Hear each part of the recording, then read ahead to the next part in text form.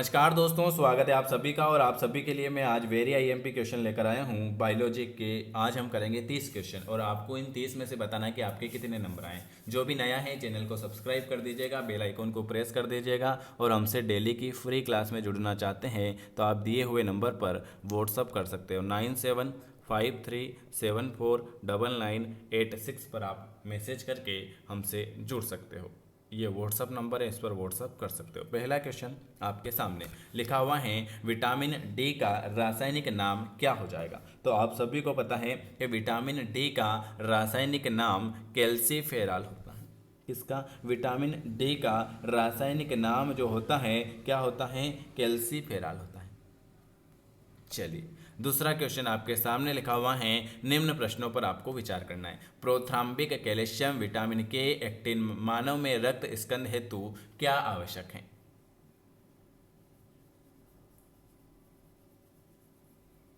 Very very good. क्या आवश्यक है, आप सभी को पता है कि निम्न प्रोथ्राम्बिक की आवश्यकता होती है, कैल्शियम की आवश्यकता होती है और विटामिन के की आवश्यकता होती है मानव रक्त में स्कंद के लिए।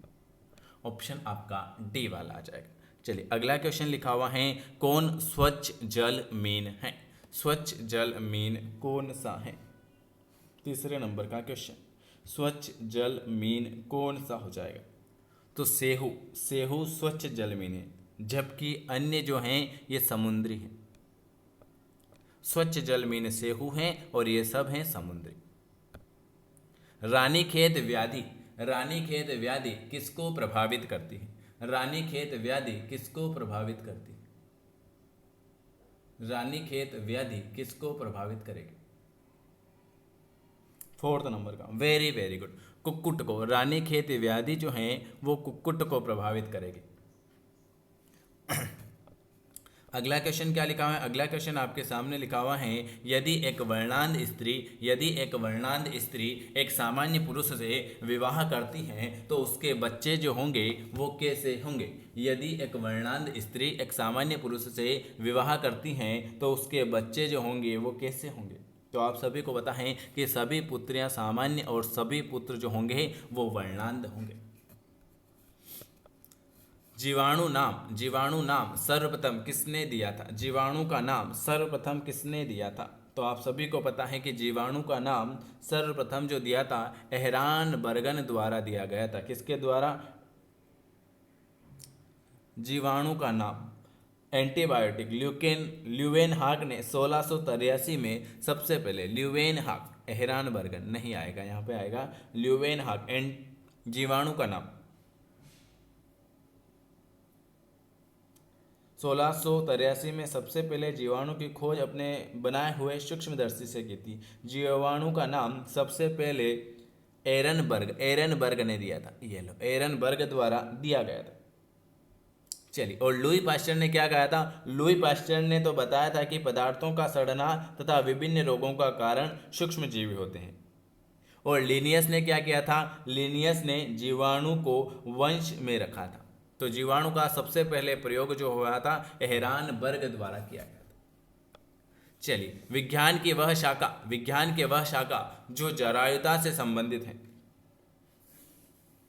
विज्ञान की वह शाखा जो जरायुता से संबंधित है वो हो जाएगी जेरेंटोलॉजी। क्या हो जाएगी, जेरेंटोलॉजी। हाँ, एक बार वो यहाँ बता दूँ, अगर यहाँ पर ये नहीं आता है एहरान तो यहाँ क्या आ जाएगा, ल्यूवेनहाक। ठीक है, ल्यूवेनहाक। और एहरान आए तो एहरान लगाना, दोनों एक साथ नहीं आएंगे। चलिए अगला क्वेश्चन क्या लिखा हुआ है आपके सामने। एंटोसाइटोसिन एक वृद्धि प्रक्रिया है। एंटोसाइटोसिन एक वृद्धि प्रक्रिया है जिसका संबंध जो होता है वो किससे होता है।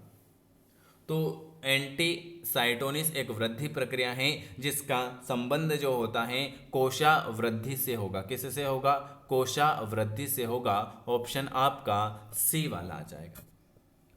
अगला क्वेश्चन है, कान्हा वन्य जीव अभ्यारण्य कहाँ स्थित है। कान्हा वन्य जीव अभ्यारण्य कहाँ पर स्थित है। वेरी वेरी गुड, 9 नंबर का बिल्कुल आपका आ जाएगा। कान्हा मध्य प्रदेश में है। कान्हा वन्य जीव अभ्यारण्य जो है वो आपके मध्य प्रदेश में स्थित है।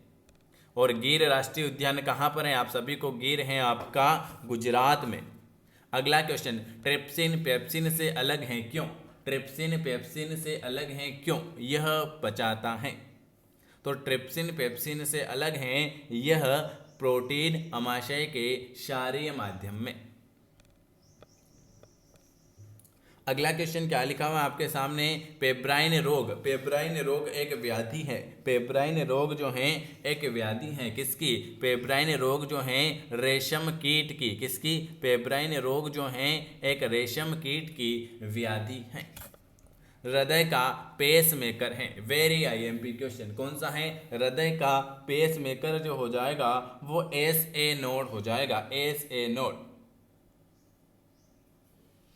आपको कमेंट बॉक्स में SA का फुल फॉर्म बताना है। पता तो है कि नहीं ये पता चलेगा मुझे, ठीक है। चलिए अगला क्वेश्चन आपके सामने क्या लिखा हुआ है आपके सामने? कूपे तंत्र का संबंध किससे है? कूपे तंत्र का संबंध है,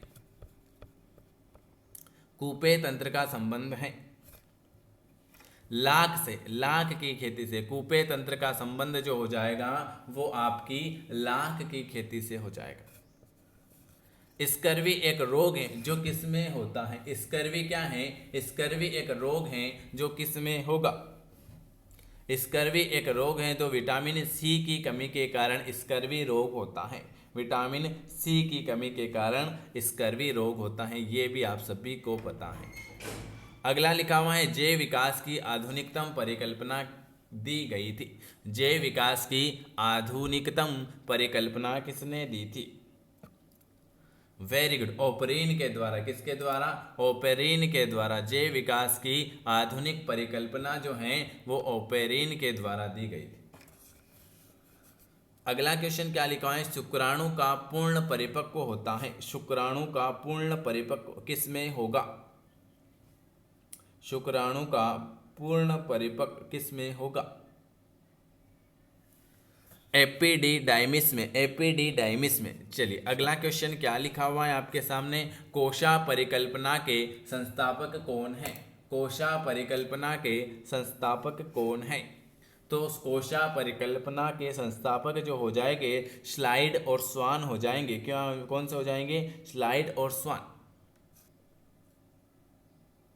चलिए अगला क्वेश्चन आपके सामने क्या लिखा है? जंतुओं का वर्गीकरण सबसे पहले किसने किया था? जंतु का वर्गीकरण सबसे पहले अरस्तु भाई साहब ने किया था। किसने? जंतुओं का वर्गीकरण सबसे पहले अरस्तु भाई साहब ने किया था।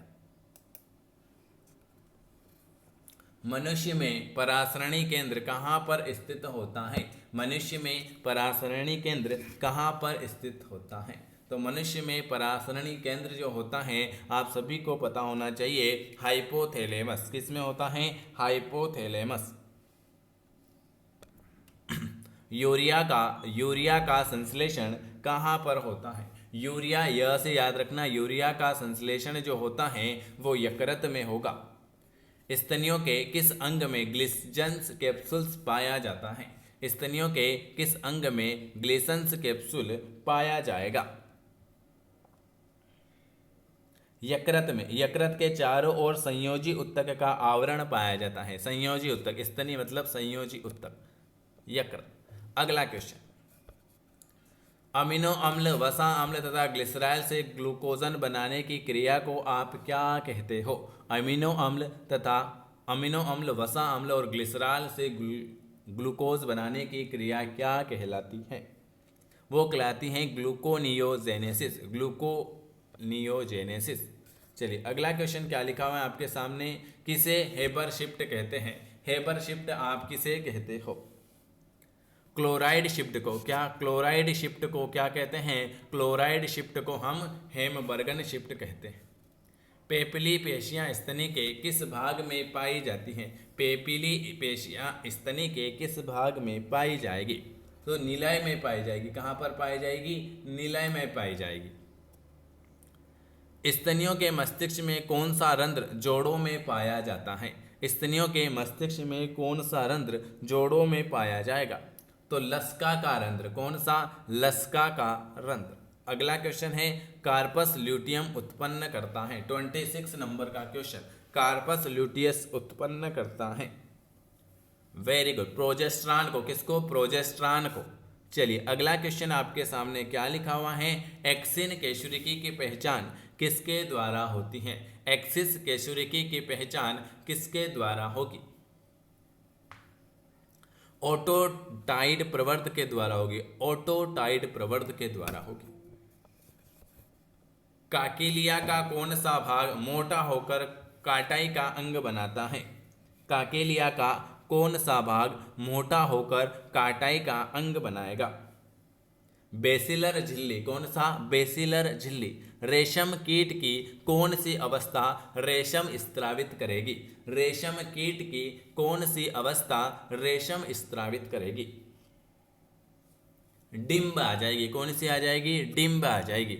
चलिए मधुमक्खी पालन का वास्तविक उत्पाद कौन सा है। मधुमक्खी पालन का वास्तविक उत्पाद मधु में हो जाएगा। ये मैंने आज आपको 30 क्वेश्चन करवाए हैं। आपको वीडियो कैसा लगा कमेंट करके ज़रूर बताएं। हमसे डेली की फ्री क्लास में जुड़ना चाहते हैं तो आप इस नंबर पर व्हाट्सअप कर सकते हो 9753749986 पर। इसके अलावा आपके लिए पीएनएसटी डाहेड एम्स जो भी एग्ज़ाम है आपकी एमपी पीएनएसटी की एम्स की डाहेड की पीवीएफटी एएनएम है छत्तीसगढ़ बीएससी नीट किसी भी एग्ज़ाम के लिए आपके लिए बुक अवेलेबल है। घर बैठे बुक अवेलेबल हैं। आप इस नंबर पर मुझे संपर्क कर सकते हो 9753749986 या आप 7500 वेरी आईएमपी क्वेश्चन है जिसमें बायोलॉजी रहेगा, जूलॉजी, फिजिक्स, केमिस्ट्री, इंग्लिश सारे क्वेश्चन रहेंगे। अगर आप ये मंगाते हो तो इसके साथ आपको अरिहंत की बुक की पीडीएफ फाइल आपको व्हाट्सएप पर मिलेगी और ये बुक आपके घर पर आएगी। तो ये अभी ऑफर चल रहा है 31 तारीख तक। जिसको भी मंगाना है मंगा सकते हैं। बहुत अच्छी बुक है। चलिए वीडियो कैसा लगा कमेंट करके जरूर बताएं। वीडियो देखने के लिए आप सभी का बहुत बहुत धन्यवाद।